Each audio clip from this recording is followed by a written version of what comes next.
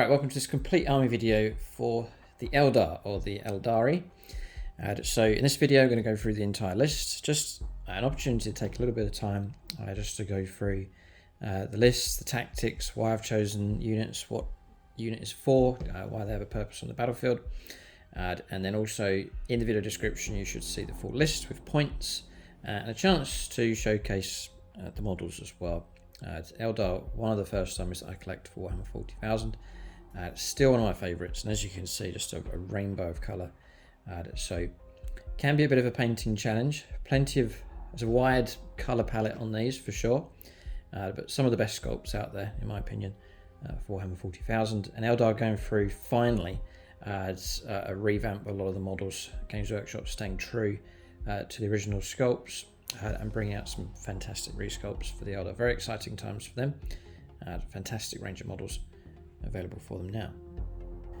So before we get stuck in, to get a hold of your Eldar models, the codex, the cards, it's gamingfigures.com, link for them in the video description below. That's discount 40k. If your order's big enough, you can tap into extra discounts, free postage and so on. And then I've used a nice backdrop here. It's the battle map from gamemat.eu, the Imperial Refinery, I think it's called, one of my favourite mats. And then also you can see the industrial terrain set being used as well in this video. So do check out gamemat.eu for your supplies of battle mats, pre-painted terrain, link for them below. There's an 11% discount code that you can enter at the checkout as well. And then they've got a new website, and to celebrate that, it's an extra 5% off if your order comes to over £300. And they are shipping worldwide. As you can see, you get some great setups for your games at 40k. So with the Eldar, well, I'll show you some of the models first. I've already mentioned how good the models are. So Fuegan, for example, resculpted. Absolutely fantastic.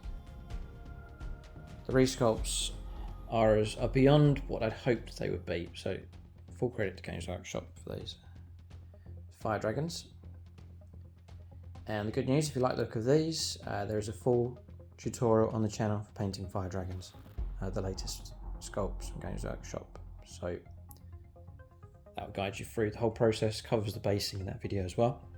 So from new sculpts all the way through to older ones, such as the Wraithlord is old enough now, but still a fantastic, graceful model. And then there's the Firstborn Marine, just on the base there. Brilliant, brilliant sculpts. So I'll show you a couple more. Avatar of Khaine. Great showpiece, centerpiece to have in your army. And again, the resculpt, fantastic, multi-heads, multi-parts. You can get the spear option with him. Again, beautiful, beautiful model from Games Workshop. So very impressive range of models available now for the Eldar, and the resculpts are just fantastic. So very exciting time to collect them. So they're renowned for trickery, for speed, for well-coordinated attacks. Eldar work really well when you can coordinate a good attack. One unit by itself, it's okay, but if you can get multiple units to work together in their different roles, you can get some killer moves on the battlefield. They certainly have speed on their side. I've really tried to tap into speed, so you can see the infantry, for example, they're quick enough, but I'm going to transport them around the board inside their transport vehicles. Got lots of jetbike units in the list as well. And then I do have some to try and counter the glass hammer side of Eldar, where they can shatter if they're struck hard enough. I've tried to put a bit of backbone into the army, so you can see the Wraith constructs and the Avatar on the right hand side, just to give a bit of solidness to the army, because you're going to need that at times. There's times in the game where you can't dart around, you're going to have to hold your ground, and so you need some tough units to do that. And this video will combine with deployment tactics video. So if you're wondering how do you deploy, how do you move, what units do you put in reserve, and so on, I'll cover that in that video. So it's going to link into this one. Short video, but it'll show you like a mock deployment and how I deploy the units, and that'll give you a real good idea of actually how you set up this army on the battlefield. You're welcome to copy this list, take elements from it. Love to hear your feedback in the comments section below. And if you remember, it's all open for discussion as well over on the Discord server. So first up is detachment. And I'm a big fan of the aspect warriors, and there's plenty of aspect warrior units in here. And I've got an Avatar of Khaine as well, so I've gone for the themed one for them. That's Aspect Host. I think it's generally alright. It's a decent enough detachment. It really helps me with what I want to do on the battlefield. So with the Eldar, I mean, and really it's the way you play 10th edition. It's handy to hold your home objective. Not always absolutely essential, but usually you need units to sit and hold the home objective. But it is vitally important that you control the middle of the table in 10th edition. So usually there's 3 objectives, one in the middle, one on either flank. You need to be controlling all of them, or 2 of them at least, in the game if you're going to go on to win battles. So I've got units here that are designed to take and hold and use firepower or close combat, or both, to remove enemy units, then to hold those middle objectives. And so the Eldar can do that. Other armies you see might move out and camp out on objectives.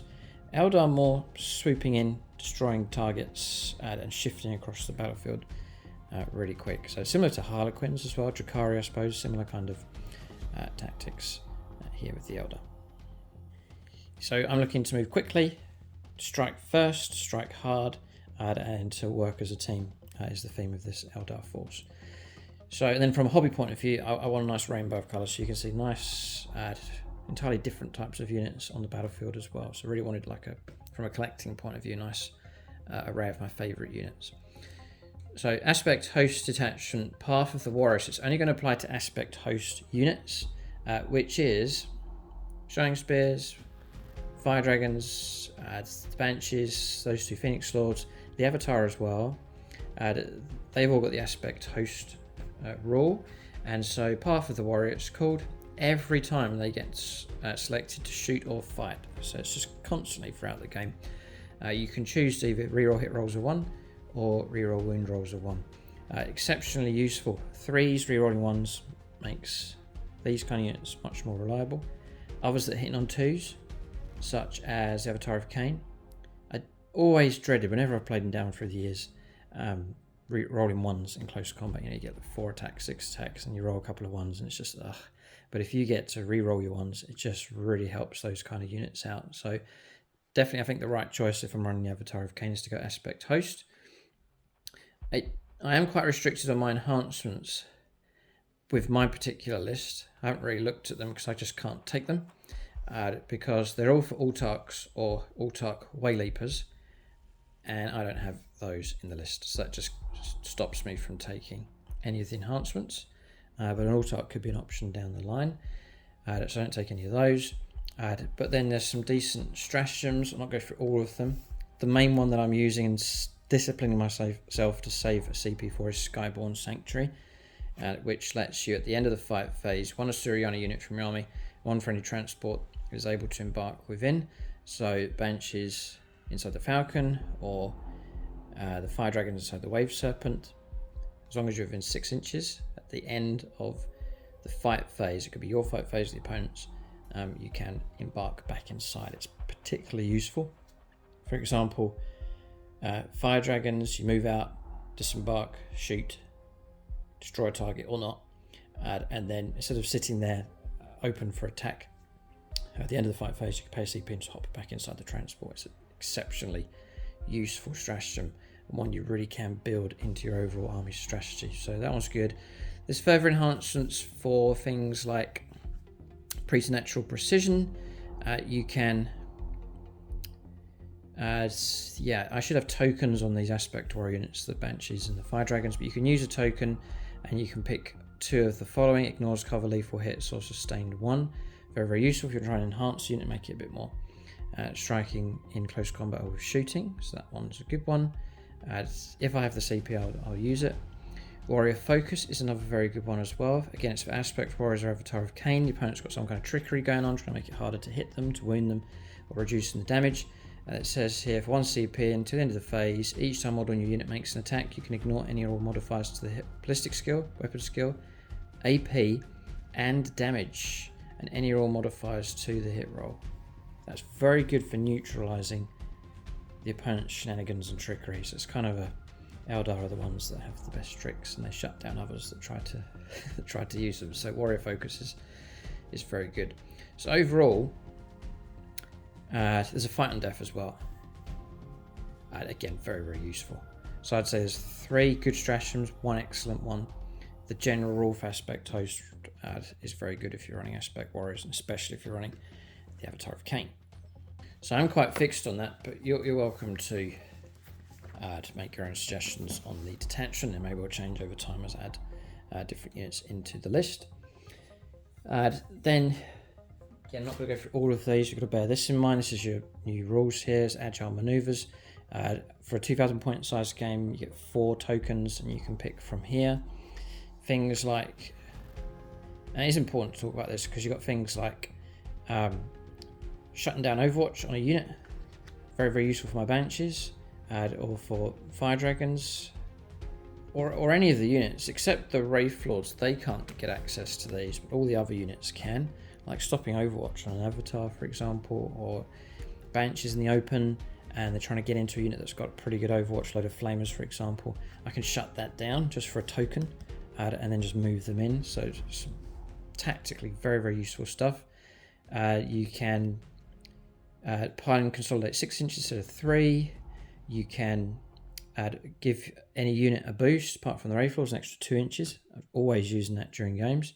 Just give that extra bit of stretch, try and close down charge ranges and so on. You've also got, if you're shot at, you can use fade back, and you can make a, after you've been shot by a unit, you can then go d6 plus 1 inches, maybe pull around behind a corner and stop another unit from shooting at you. Do that a few times. And then the other one is Star Engines, very helpful for these vehicles. You can give them an extra d6 plus 1 inches to their move, regular move, so 14-inch move plus d6 plus 1. And they still count as making a regular move for shooting, disembarking and so on. So it's just excellent.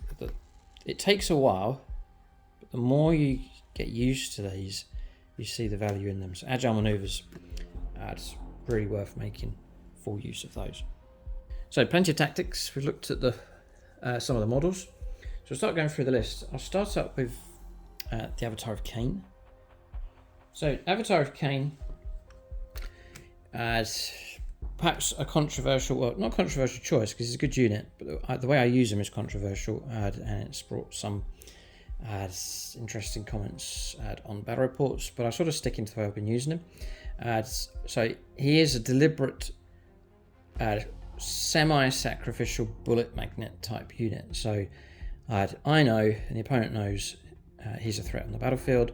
If I hold him back, one of the tactics which other players do is to hold him back for a few turns and then send him out. But increasingly in games, I've been sending him out early as a major distraction for the opponent.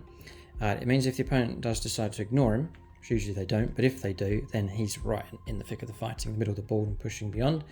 If they do go after him, it usually means a lot of focus, sometimes the entire army's focus is sent in against the Avatar of Khaine to bring him down, in which case it can buy me time for the rest of my units to get into position. They're not being attacked as much because all the focus is on the Avatar of Khaine. It attracts attention and criticism because people see the Avatar go down and then they say, well, why did you do that? But if it means the rest of the army is free to maneuver, shoot, charge, get into position and so on, that can get me a turn ahead, then it can all be worth it. It's happened a number of times in games. So you can check out the battle reports to see what I mean. But I like using the Avatar for that. Not deliberately throwing him away. I will try and protect him to a degree, but I won't sacrifice gaining ground and deploying high up on the board for the sake of trying to protect him entirely. So that's sort of the idea. So Avatar of Khaine is a very, very tough unit. It's 300 points, so it's a points sink for sure. OC of 5, leadership 6, 14 wounds for the opponent to try and get through, 2 up save, a built-in 4+ invulnerable save, brilliant profile, toughness 11 on him as well. So even like strength 5, weapons wound on 6s, he's very, very tough. He's movement 10. He's gone through different stages of movement, down through the different editions. You know, once upon a time he was moving 6 inches, he was dreadfully slow. 10 inches is very, very quick on foot. I can use an agile maneuver to boost him an extra 2. So now I've got a 12-inch move, which is fantastically good for the Avatar of Khaine. It's because he has battle focus as well, so he can partake in all of the reroll ones, some of the stratagems and so on. Molten Form, so if he's not tough enough already, he halves damage, which is huge. It's really, really good. And then also, Aeldari units within 6 inches get 1 to advanced rolls, including his own advanced roll, and then charge rolls as well, so he's on +1 to charge and other units nearby. So he's a great army to have like a fiery heartbeat in the middle of your Eldar list. He can shoot, The Wailing Doom, sustain D3, 1 shot, range 12, 2s to hit, strength 16, -4 and D6 damage, D6 plus 2 damage. But mainly I'm taking him for close combat. And he can sweep or strike. With strikes, for your heavier targets, 6 attacks. Getting those dreaded couple of ones, I can reroll ones usually with my detachment.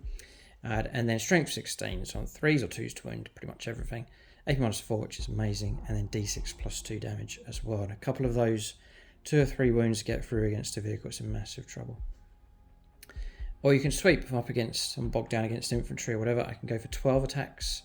It's still a really good profile, 2s to hit, strength 8, -2 and 2 damage. So I'm trying to wipe out like a Primaris Marine squad who'll happily just go for sweep attacks instead. So massive fan of Avatar of Khaine, beautiful model, very, very tough. Deliberate bullet magnet. So it also means that if and when he is destroyed, it's not that the army's been built around him, he's an asset that's been added in. And so if and when he is destroyed, I've still got the rest of the army, it's not that big a deal. It's an interesting way to play it. I know it attracts a bit of attention, but that's the way I run the Avatar of Khaine. So bullet magnet, also pushing out into no man's land, contesting, fighting over as one of the objectives as well. So usually have him playing aggressively. So I've got 1 unit so far, one of those middle objectives, but an Avatar of Khaine going after it. So that's a good enough start. I'll just cover something else first of all, which will be these Shroud Runners. It's the sniper bikes, squad of 3. I want something on the back line. It's usually them. These have proved to be a very, very useful unit. They used to just hide, sit on the back objective, but now they've got a real good use. They've got the sniper rifles and the scatter lasers. Lots of DACA, 6 attacks from each of those, so that's like 18 scatter laser shots with sustain 1, strength 5, AP 0, but lots of DACA shots. You can force some saves. Nice range 36. The long rifle, sniper rifles, a shot each from them as well with that. I won't go for the whole stat line, they're just nice and quick. They're 14-inch move jetbikes. But usually they're hanging around at the back. They've got scout 9 inches, they've got stealth, they're 80 points. They have battle focus, so I can do all the shenanigans on them. And then this is the rule that's really made them a great option. Target acquisition. So in your shooting phase, after this unit is shot, you select one enemy unit hit by one of the long rifles. So it has to come from the sniper rifles. But if you do that, you strip cover. At the end of the phase, that enemy unit cannot have the benefit of cover. So you're stripping cover for the rest of your army shooting at it. So very, very helpful. Helpful things like my shuriken cannons on my Windriders. At AP -1, that's usually cancelled out because of cover. But now if you're cancelling out cover and AP -1, it makes them much more effective. So I've got a use of the Shroud Runners, hanging around at the back, holding the home objective, and then laying down some long-range firepower, stripping cover. Very, very useful unit, and very, very quick. So Shroud Runners are in, 80 points for those. Talking of fire support, I'll just go to the next one on top here. It's the Windrider jetbikes. So I was running a big squad of 6 of those, but I've since, just through playing games, I've now split those down into 2 squads of 3, just to make them more of an option on the board. I can then use them against the same target. I can gang up against the same target as before, or if I need to, I can split them up and put them on different parts of the battlefield. So with those, again, they're very, very quick. I go for shuriken cannons, which is dangerous enough against infantry. You've got range 24. They've got built-in lethal hits, so against any kind of target, they can bypass the toughness. 3 attacks each, you get 9 attacks each. Doesn't sound that great. 3s to hit, strength 6, -1, 2 damage. So it is a bane for all of infantry targets having damage 2. So they're okay. They're very quick. They're okay at shooting. But then what's made them really good is their swift demise rule. Each time mod on this unit makes a ranged attack, you can reroll 1s, so built-in reroll 1s, which is okay. But if it's the closest unit, and you really can sort of line them up to make sure you're shooting at the right thing, you can get 4 reroll hit rolls instead. So now you've got very, very accurate firepower. So often you'll see in the game, if there's a certain point on the battlefield, I just need a bit more firepower to try and tip things in my favour. You'll see the bikers lining up some shots just to support other units. So we talked about that at the start. Eldar units are okay, but they become excellent when they work together as a team. So you might see, for example, Shining Spears, squad of 3. They're going to try and take on a 10-man squad of Primaris Marines. They need a bit of help, so I might send in a couple of units of bikers just to soften up the target, and then send in the Shining Spears to finish off what's left. That's the kind of combinations I'm going for. Windriders are cheap as well. They are 80 points a time, so 80 points per squad.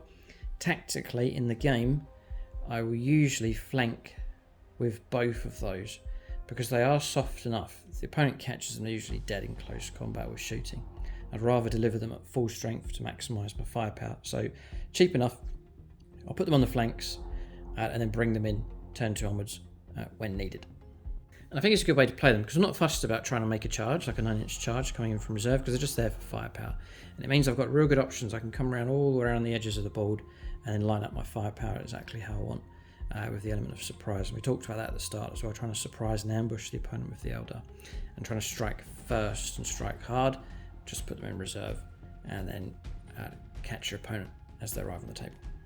Well, what I mean is catch your opponent out when you bring those onto the board. So Windriders are in. And these are just support units, so we're not really going after objectives much. We've got an Avatar that's surging forwards. We're sort of holding our home objective with the Shroud Runners. The bikers are there just for support at any point on the table I need them. So we'll go for a combination, which I liked. Then I wondered if it was effective, and the more games I've played, I'm liking even more and thinking they're even more effective. So I sort of got them, had doubts, and then thinking they're really good. And that's the Wraithlords. And these have received a lot of criticism, but I'm increasingly seeing how useful they are, how good they are. So this is a combination, I'm calling it a trinity of Wraithlords. I'm taking 3 of those, and then I'll combine them with a little friend here.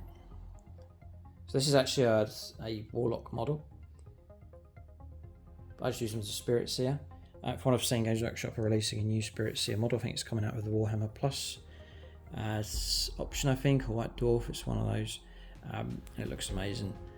So maybe we'll get a hold of one of those, but I'm just using the Warlock model for that at the moment. But he's going to count as a Spiritseer. And the Spiritseer amplifies the Wraithlords. It's just insane. So usually in games you'll see the 3 Wraithlords working together. Not isolated, but working as a team. So squad of, well, not squad, but 3 of them fighting side by side. And then in amongst them will be the Spiritseer. And you'll see the purpose of that as we cover the rules. Just on the points costs, Wraithlords are cheap enough. They're 140 points each, so 3 lots of 140. And then Spiritseer is cheap at just 65 points. And this is a combination that will stick together, and they're going to push towards one of those no man's land objectives usually. The middle one or one of the flanks.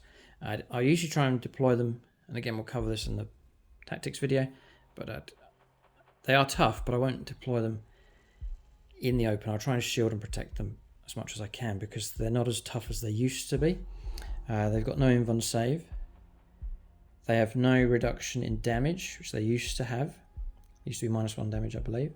And they're only 10 wounds, so I have to be careful. I don't want to lose them. I can take damage, that's fine, because I can repair it, but I don't want to lose whole models. So I will try and shield them and try and choose I'll play aggressive, but I'll try and choose an area where they're shielded by terrain as much as possible as they move out.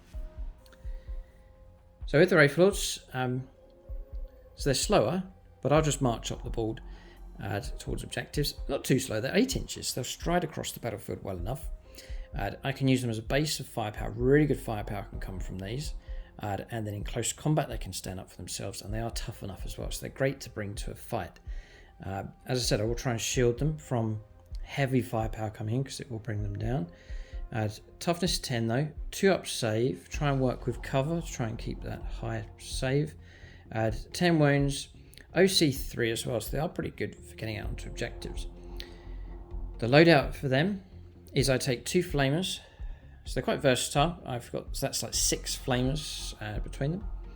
I then take 2 bright lances on each, so I'm actually now boasting 6 bright lances on those models, and bright lances are excellent. 36-inch range, got the board covered pretty good. 1 shot each, we've got 6 of them. 4s to hit, that's not very good, but we'll come to that in a moment. Strength 12, which is excellent. AP -3 is brilliant, and then D6 +2 damage at any range. I don't have to get within mils or anything like that. So I really rate the bright lance. You know, you can max out and score 8 damage, which is horrifically good for a weapon like that. So decent firepower, tough, going to go after an objective. And then on top of that, which makes them superior to the vehicles, that they will fight well enough in close combat. They can sweep with 8 attacks, name 4, strength 7 -2, 2 damage. They can wade their way through Space Marines, no problem. Or they can strike against heavier targets, just 4 attacks, name 4s to hit, but if they do hit, strength 10 -3 and d6 +1 damage. So tough, can shoot well, fight well in close combat. And if you're clever with the way you position them, you can protect them well enough. So they're okay, but what's made them excellent is Spiritseer. 65 points, and I'm getting exceptionally good value out of him because he's giving his bonuses to 3 times the models, so 3 Wraithlords benefiting from him. So it works both ways. There's rules for both here. So fated here at the start of the battle, select one of the following keywords. And this is an excellent rule. So you choose either infantry, monster, mounted or vehicle. Each time this model makes an attack that targets a unit of that keyword, you can reroll hit rolls of 1 and reroll wound rolls of 1. And that's for shooting and close combat. It's just so helpful to have that. So if I'm up against vehicles, I'll say, right, vehicle keyword, I'm now going to reroll all hit rolls of 1 and all wound rolls of 1 for shooting and fighting. It really is fantastic. And then you've got Psychic Guidance as well. This is coming from the Wraithlord's profile. Whilst this model is within 12 one or more Aeldari Psyker models, improve the ballistic skill and weapon skill of weapons equipped by this model by 1. And the leadership up to a 6 up instead of an 8 as well. So, yeah, Psyker model. And it's a generous range, 12 inches. You can spread the Wraithlords out if I need to and still tap into that bonus, like a 24-inch stretch if the Psyker's there in the middle.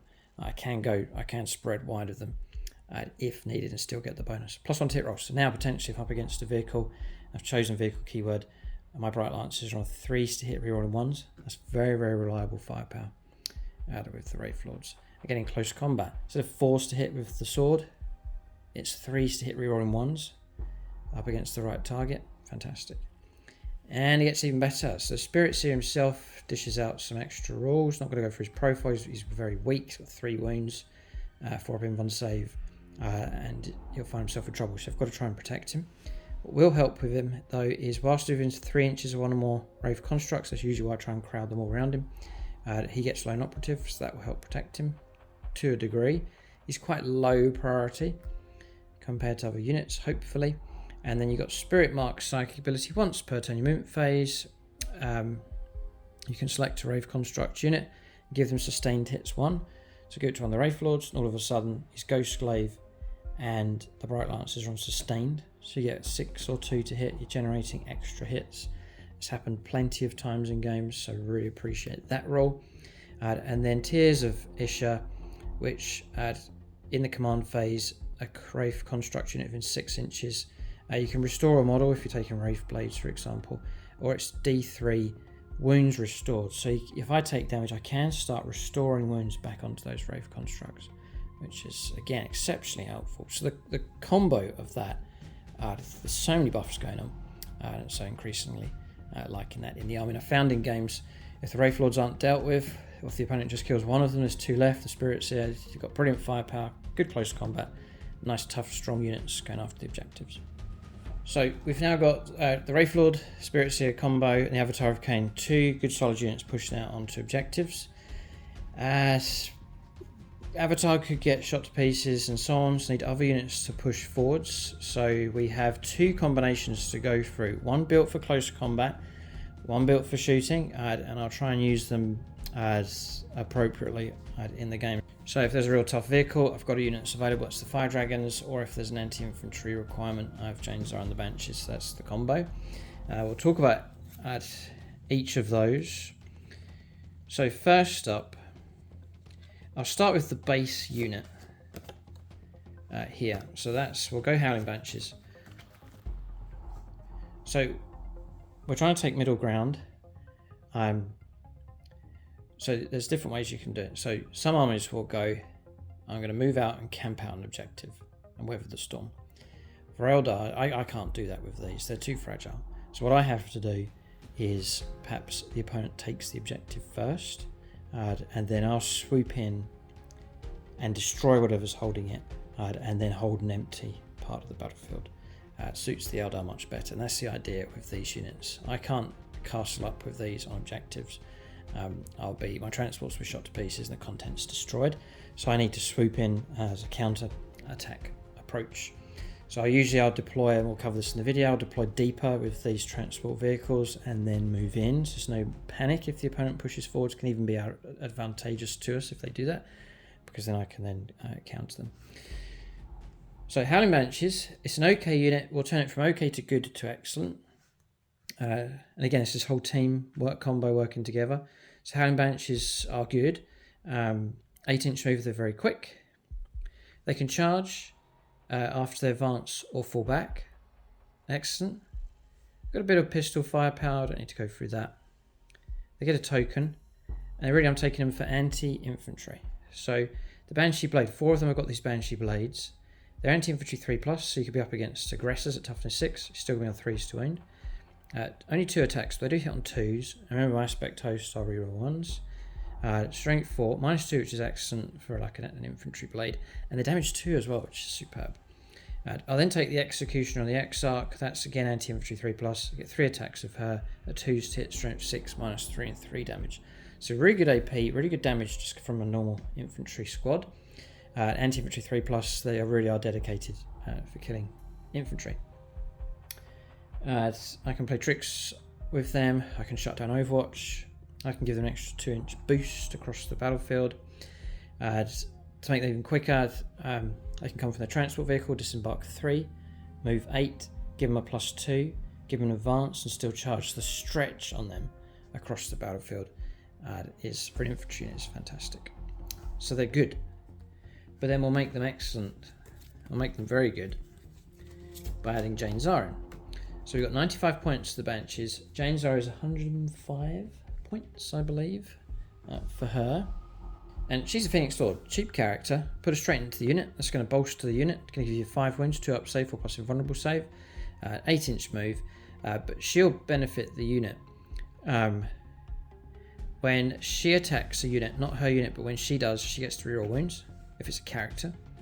And then Whirling Death as well. It's a guaranteed 6-inch advance, not rolling the dice anymore. So now you've got disembark 3, move 8, maybe +2, plus a guaranteed 6, plus a charge. It's like, it is fast. And that's extreme characteristic. Time model it makes an advance pivot. Ignore any or vertical distances for determining the speed as well. So you can just go straight through like terrain. Vertical distances aren't counted, so you really can go for super ambushes. An ambush is great. Strike first, strike hard, as I said there at the start. So Jain Zar's in. They are vulnerable though. They'll be shot to pieces if they're caught out. So to try and protect them, I can move swiftly across the board, shut down Overwatch. That part's fine, but protecting them, I'll go to Falcon. Now I've got something that will bust them around the battlefield. 14-inch move, potential of d6+1 on top of that, and all the wounds of the Falcon. It's a platform of firepower as well. So I take the Bright Lance, which we've already seen how good that is. Pulse Laser, 3 shots, 3 stitch, strength 9, -2 d6 damage. There's a Shuriken Cannon on there as well.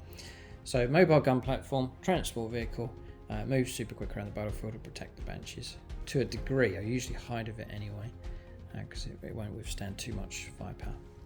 It can deep strike as well, which is crazy. But the rule here, fire support. So in your shooting phase, after this model has shot, select one enemy unit hit by one or more of those attacks, and usually I use the Shuriken Cannon, let the main guns fire at something else. To the end of the turn, each time a friendly model that disembarks from this transport unit makes an attack that targets that enemy unit, you can reroll the wound roll. So potentially, I'm now rerolling all my wounds for the entire unit against something they charged that was shot at by the Falcon. That's excellent. And so the Banshees are a very, very, very quick, very dangerous anti-infantry type unit. Could cause trouble for other units, especially with rerolling the wound rolls. Good AP on these, good damage, and cheap enough. The Falcon is 130 points, I believe. Just checking. Yep, 130 points currently with the Falcon. So this one is hold back and then swiftly move up, grab an objective, or take opportunity to cut down enemy units with the Falcon, Banshees, and Jain Zar combo. So I've got the middle ground pretty well covered now. Good anti-infantry unit and transport, Avatar pushing forwards, triple Wraithlord, Spiritseer. With further support, if I need something, and I've got decent anti-tank in close combat, for sure, Bright Lancers are good, but to really kick out super high damage, I've then gone for Fire Dragons inside a Waveserpent with Fuegan. That's the next combination. So again, we'll start with the base of the unit. So regular Fire Dragons, they will cost in points 120.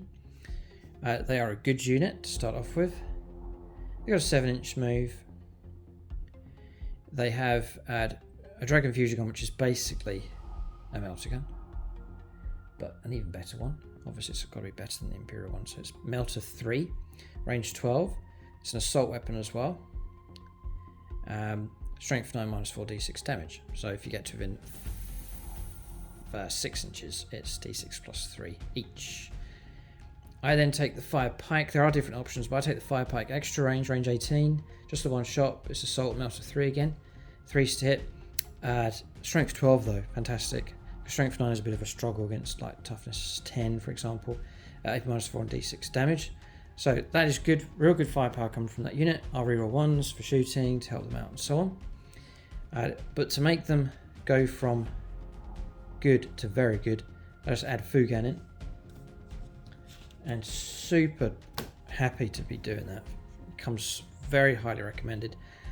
He will just be a great enhancement for your Fire Dragons. He costs a trifle of 120 points. And game-wise, tactically-wise, he's just very useful for a heap of reasons. So he's going to bolster that unit for sure. He's going to give them a bit more clout. His firepower, we'll go 2 up save, 4+ invulnerable save, 5 wounds, try and get through. And then his shooting firepower, Seer Song. So you can go for Beam, which is range 12, but it's sustained 2. 3 attacks need 2, strength 8 minus 3 and 2 damage. So a bit of anti-infantry if you're trying to take on Space Marines, for example. But then you've got the Lance Shot, which is range 18. It's like a super fire pike. It's Melter 6. So if you get within 9, it'll be d6 plus 6 damage. Just the one shot though. 2's to hit. Strength 14, which is fantastic. 8 minus 4, which is brilliant, d6 damage. Now, remember, there's a stratagem you can use which can give you like sustain. That works really well on Fire Dragons if they're shooting. So, dangerous firepower. But to make it even better is his abilities. So, Burning Lance. Whilst he's leading the unit, add 6 inches to the range characteristics of melter weapons equipped by the squad. So the Fire Pike and his Seer Song go from range 18 to range 24. For melter type weapons, that's amazing range. It increases their half range as well. So you've got to get, instead of trying to get within like 6 inches, quite difficult. Within 9 inches, you've now got to get within 12 inches to tap into that. That's much more doable. And then for the melter guns, they're going to go from a 12-inch range to an 18-inch range. It just gives you that much better stretch with them. Might help you keep the distance between yourself and the opponent. So that's all very, very useful. And again, their melter range will go from 6 inches required to 9 inches, and it all just makes the difference. It really does. It really, really does. So that's excellent. Then on top of that, you've now got a model in the unit that can fight well enough in close combat. 6 attacks with the axe, needing 2, strength 5, but it's minus 4 and 3 damage. Like, he will hack down like units like aggressors and so on with damage 3. He's dangerous in close combat. Not a close combat unit. I don't send them out as a close combat unit, but at times when I need a bit of combat, he'll fight happily enough. And he's now got a bit of a bodyguard around him as well. And on top of that, which really sealed the deal, Unquenchable Resolve. First time this model is destroyed at the end of the phase. Roll 1 dice on a 2+. Set this model back up on the battlefield as close as possible to where it was destroyed and not within engaged range of enemy units. With 4 wounds remaining, so he gets back up on a 2-up with all of his wounds and just carries on fighting. It's happened in games. And again, especially mid-late stage of the battle where every unit counts, to have him get back up at full strength is is an insult to the opponent, but we like it, so it's very, very good. So actually getting the whole model back again, just brilliant. So he's a massive enhancement to the unit. He's got his own firepower, fights really well in close combat, and on top of all of that, on a 2-up, he'll just get back up again, completely reset with his wounds. So superb. So he goes in with the fire dragons. Again, we've got the same problem. Slower on foot, and vulnerable is the problem. So we just go for a Waveserpent. Stick him inside the Waveserpent. Plenty of space inside. I think it's 12 models you can put inside with these. Transportation of 12, yeah, so plenty of room. It's almost room for like another unit and a character, but anyway, it's something to think about. The Waveserpent then. Again, 14-inch move, toughness 9, 13 wounds, a lot of wounds to try and get through, 3-up saves, got a built-in 5+ invulnerable save as well. If the strength is higher than my toughness, it's -1 to the wound roll, so it's not going to weather the full-on storm. I will try and hide with it, but it can tank some damage coming through, and it's going to offer that vital protection and transportation for the fire dragons. The Waveserpent comes in at 125 points. And I'm not going to say too much more. It's got a Bright Lance, twin Bright Lance on top. Going to add another Bright Lance into the list. Shuriken Cannon. And it's a nice swift transport for the fire dragon. So for example, I'm hiding at the back, and I'll show this to you in the deployment tactics video. I'm hiding right at the back. I could move out 14, go D6 +1 extra with a boost with an agile maneuver, then disembark 3, and I'm getting myself pretty much into the middle of the board. And then with a 24-inch, 18-inch range with the melters, I can go after a target. So usually I try and deploy quite centrally, and then I can move out fast and go for a kill quickly enough. And then because I'm in the aspect host detachment, I'll save a CP to get the ability to, at the end of the fight phase, jump back inside the transport. So that vulnerability is limited because I'm putting them back inside the transport vehicle to protect them. Yeah, Skyborn Sanctuary it's called. So do check out the battle reports because you'll see all of this being used in real games. The final unit, and stick around because I've actually got points for another unit, which I didn't realise, so we'll talk about that in a moment. Shining Spears, how can you miss them? They are beautiful, beautiful models. And in their proper colour scheme. They're incredible. They're such a sight on the battlefield. A nice contrast with running the white with those. If you do like the Eldar colour scheme, by the way, the turquoise colour, it's based loosely on the Yggdrasil colour scheme. There is, if you search for it, you'll find a tutorial for the Eldar on the channel. I think I painted up one of the Wraith Blade models, and that'll show you the basing, the colour scheme for the Eldar. So you can search for that, and that'll guide you through the process. The green is called Sotek Green, I believe. It's turquoise, really, is the colour. So, Shining Spears, 110 points a squad. I've split them into 2 squads of 3. Same reasoning for the Windriders, just more versatility. By all means, I can gang them up, have both units going after the same target, or I can split them up. Usually that's the case now. And also, by splitting them into 2 squads of 3, you're getting the Exarch, an extra Exarch in there with all of his buffs and equipment. So, Shining Spears are opportunistic, swift, close combat units. Their firepower's okay, it will chip in, but it's never really devastating. But in close combat, if they strike well and roll well, they will cause trouble for most targets. They're generally good all-rounders now. Their weapons are so high caliber they'll take out light infantry no problem, but they have abilities to take on vehicles and monsters as well, so it's even the toughest of targets. Again, 14-inch move, very, very swift. Toughest 4, 2 wounds, the Exarch, so you've got squads of 3. The Exarch's giving you 3 wounds. They're actually OC2, so these units aren't too bad for countering and grabbing and swirling around on objectives in no man's land. They have lasers, 2 of them have laser lances. It's a shooting weapon, it's only range 6 though. It's usually a fire and nose as you're closing in for the kill to charge. 3s to hit. The Aspect Warrior, so I can choose 3 or 1s. Strength 6 -2, straight 3 damage on a laser lance now. Used to be 2 damage, 3 damage. Dangerous. The squad leader takes a Star Lance, which is again range 6. This is 3 hit, strength 9 -3, 3 damage. They've all got Shuriken Cannon, or Shuriken Catapults, 2 of them, so it's another 4 shots, twin linked. And then there's also a Shuriken Cannon on the squad lead on the Exarch. So I don't go for the rules for that, but a bit of DACA, a bit of damage too available with him. And then in close combat is where it's at with these. 3 attacks base on the 2 regular models, 4 attacks coming from the Exarch. The Star Lance is 4 attacks, 3 to hit, strength 5, -3, 3 damage. So 3 damage is really good in 10th edition. You've got anti-monster 3+, anti-vehicle 3+. You've got Lance on top of that as well. So if they're not monster or vehicle, you're still getting a Lance on the charge anyway, against infantry, for example. So yeah, if -3 and damage 3 is fantastic. And then the regular Laser Lance again gets anti-monster, anti-vehicle 3+ to wound. And they still get Lance, 3 attacks each, strength 5, -2, and 3 damage again from the Lances. So it's high damage. They really have been improved by Games Workshop. The rule for them is extreme mobility. Each large unit makes a normal, advance, fallback or charge move, ignore any vertical distance. I have not been playing that. They're going straight through terrain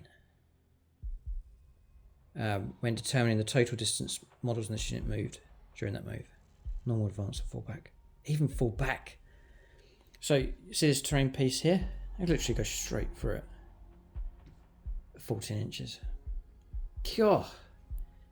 It's not a small rule to forget. It's a big rule because you're going to be out. The ability to ambush and the ability to disappear with this is fantastic. Ignore any vertical distance when determining the total distance. So I'm just measuring straight through terrain. Yeah, they are. God, the maneuverability is fantastic. Shining Spears, 110 points a squad. So I think the points values for the Eldar is very good value. Very, very deadly units available. So I've totaled that all up and I've come to 1940 points. I've got 60 points spare in this list. It's very much open for comments at the end of this video. There are a few units that are sort of 50, 55, 60 points that are available, because remember I can't take any enhancements. None of them are available for this current list build. So I do have points available. Let us know what you think. Let us know what your suggestions are. I could go for a Warlock Conclave on foot of two models, I think. The problem is they can only be attached to Guardians and Storm Guardians, but I could run them individually. The other option is to take a lone Warlock. He's 45 points, and again just use him for like flanking and picking up points for secondary, still useful. What I think I'm going to go for though is a lone Warlock Skyrunner. I think he's 50. Yeah, he's 45 points. I might as well take him. And he's got OC2, 3 wounds, 4 up invulnerable save, again 14-inch move. He can join Windriders, so I could put him with a Windrider squad. I don't have to in the game, I can make that decision. I don't have a Warlock Skyrunner. I have this model here, which I'd lost for months, but I found him. He was in the box with the Refinery, which I hardly ever use. There he is. That's a Spiritseer on a jetbike. But I could run him as a Warlock Skyrunner. So I'm going to bring him in. And he's painted up for the same colour scheme to match everyone in, so happy enough. So I can run him individually. That is very, very useful to have. Because I can use that for secondaries, all different things going on, like kamikaze, area denial, all the ones where you need to do like performing actions and objectives and so on, just some cheap unit to do it so that the rest of the army is not being distracted. So he's certainly going to have his uses, and may well for 45 points in the game to help me pick up 5-10 points overall towards victory, so he could well be useful. I can also put him with Windriders. He'll basically give them ignores cover when they shoot, which for Shuriken cannons is very useful. So that option's there depending on how the game's going, how I want what I want him to do in the game. I can make that decision, but you may well see him just going as an individual on the battlefield, just snatching and grabbing points during the game, because he's super quick. He could be a good scout for doing that kind of thing. He's got his own firepower, psychic attacks and so I'm not going to go for it. Nice cheap unit. So I'm going to add in one Skyrunner or not. Let us know what you think. But the points available is only 60 points. It does limit the options that we have, but there are 60 points available. So that's the full list for the Eldar. I really like the position the Eldar are in at the moment. I've gradually added the new units to them, to the army, and the sculpts from Games Workshop are all that I dreamed that they would be. So that they, full credit to the Games Workshop sculpting team. They've done honour to the original sculpts and designs. They haven't come out with some strange new ideas, for the Fire Dragons, for example. They are all that I hoped the resculpts would be. So fantastic models. There are other units on the way. I'm currently painting up Striking Scorpions. Where are they going to fit into the list? I'm not sure. Maybe drop a Wraithlord, but then I'm breaking the Trinity. So tough enough decisions to make with new units coming. I've got a box of Warp Spiders as well, another unit I'd love to get into the army, which I used to run a number of editions ago. So, and other options as well. There's plenty of options now for the Eldar. So if you enjoy this series, it's all just to share lists of you and so on. Do leave us a thumbs up and a comments. Make sure you subscribe to the channel for extra content. Help support us here. You can do so through Patreon. Join us on membership as well to unlock the bonus content that we have. For discount 40k to get hold of your models, it's gamingfigures.com, link below, and then amazing terrain and battle mats from gamemat.eu, links below, discount codes available with them as well. Thanks for watching. Tune in next time.